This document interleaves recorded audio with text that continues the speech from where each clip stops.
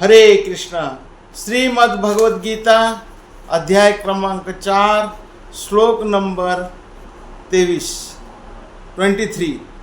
गत संघस्य मुक्तस्य ज्ञानावस्थित चेतसः यज्ञाय आचरतः कर्म समग्रम प्रविलीयते।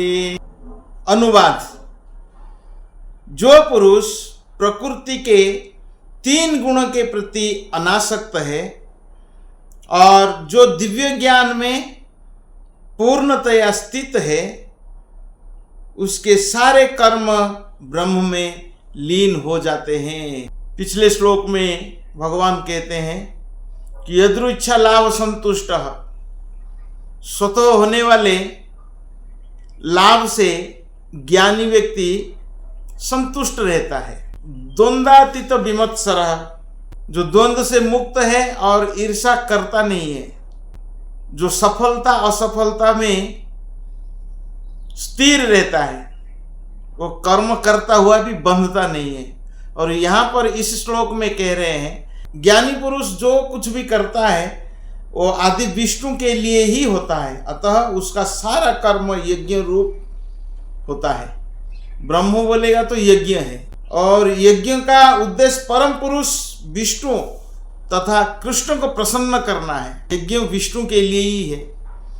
ऐसे यज्ञमय कर्म का फल निश्चय ही ब्रह्म में विलीन हो जाता है। जो ब्रह्मवादी होते हैं वो सब कुछ ब्रह्म मानते हैं। तो परम ब्रह्म कृष्ण है, तो कृष्ण के लिए ही कर्म होता है।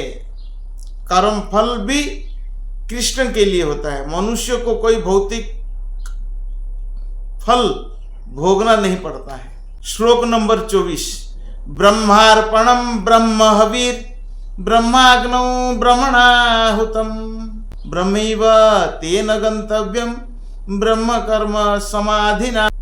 अनुवाद। जो व्यक्ति कृष्ण भावनामृत में पूर्णतया लीन रहता है, उससे अपने आध्यात्मिक कर्मों के योगदान के कारण अवश्य ही भगवत धाम की प्राप्ति होती है, क्योंकि उसमें हवन आध्यात्मिक होता है और हवि भी आध्यात्मिक होती है। ब्रह्म शब्द का अर्थ है आध्यात्मिक। ब्रह्म अर्पणम, ब्रह्म हवीर, ब्रह्म और हवि मतलब घृत। ब्रह्मणा हृतम, ब्रह्माग्नौ, ब्रह्म अग्नि है, अग्नि भी ब्रह्म है। तो ब्रह्म शब्द का अनेक अर्थ है। हवन भी अग्नि है, अग्नि में घृत डालना मतलब उसको अर्पण करना। यज्ञ, यज्ञ किसके लिए? कृष्ण के लिए है। तो ब्रह्मैव तेन गंतव्यम, ब्रह्म प्राप्त होता है मतलब भगवत धाम। ब्रह्म कर्म समाधिना। जब हम ब्रह्म के लिए कर्म करते हैं, हवन भी आध्यात्मिक होता है, हवि भी आध्यात्मिक होता है। तो ब्रह्म कर्म, कृष्ण के लिए कर्म, आध्यात्मिक के लिए कर्म करना।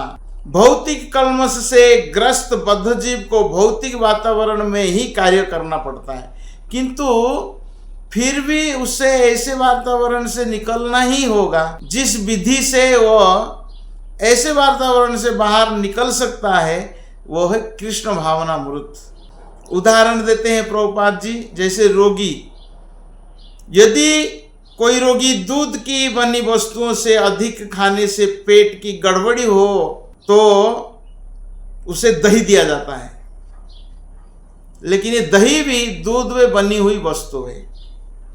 तो उसी प्रकार भौतिक कर्म करते हैं, लेकिन हम जब कृष्ण के लिए करते हैं तो ये आध्यात्मिक बन जाता है। तो भौतिकता में ग्रस्त बद्ध जीव का उपचार कृष्ण भावनामृत के द्वारा ही किया जा सकता है। भगवान का शरीर से जो ज्योति निकलता है वो भी ब्रह्म ज्योति है। तो ब्रह्म है, ब्रह्म से ज्योति निकलता है, वो ब्रह्म ज्योति है। यही उनका आध्यात्मिक तेज है। प्रत्येक वस्तु इसी ब्रह्म ज्योति में स्थित रहती है, किंतु जब ये ज्योति माया या इंद्रिय तृप्ति द्वारा आच्छादित हो जाती है तो वह भौतिक ज्योति कहलाती है।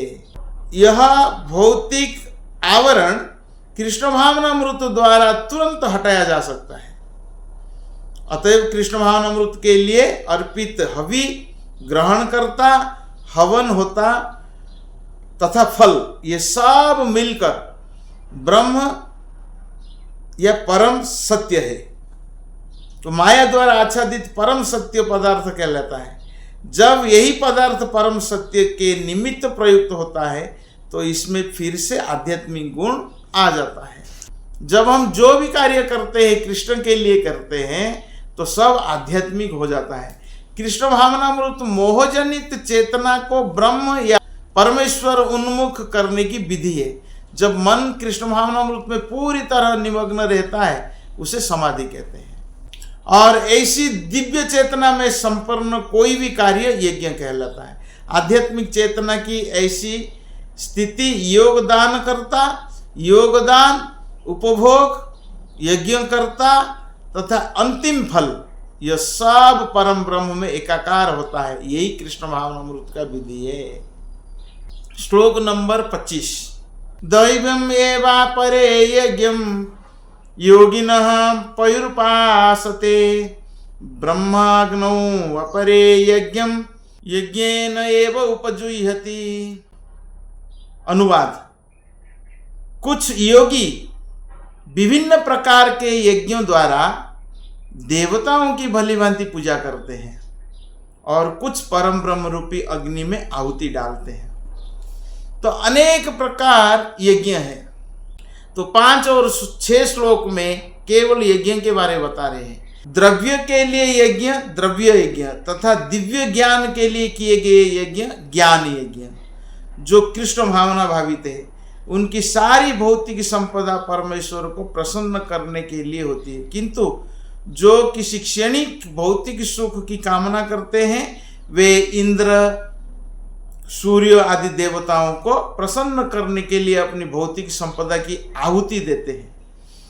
जिसको क्षणिक वस्तु चाहिए वो देवताओं का पास जाते हैं, तुरंत प्राप्त होता है देवताओं के द्वारा। इसीलिए कुछ योगी विभिन्न प्रकार के यज्ञों द्वारा देवताओं की भलीभांति पूजा करते हैं।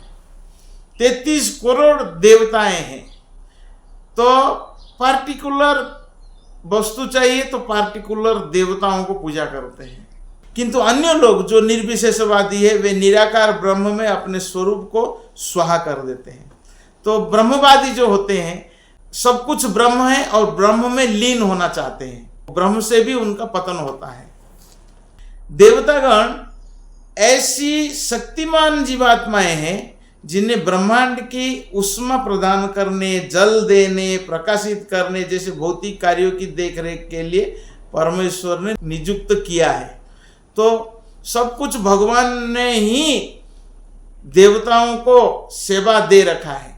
जो ये भौतिक जगत के लिए जो भी वस्तु चाहिए देवताएं प्रदान करते हैं। ये सारे देवताएं हैं, 33 करोड़ देवताएं भगवान का नौकर है, वो भगवान की सेवा करते हैं।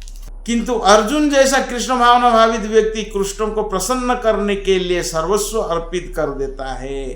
इस तरह उसकी सारी भौतिक संपत्ति के साथ साथ आत्मस्वरूप भी कृष्ण के लिए अर्पित हो जाता है। वह परम योगी है किंतु उसका पृथक स्वरूप नष्ट नहीं होता।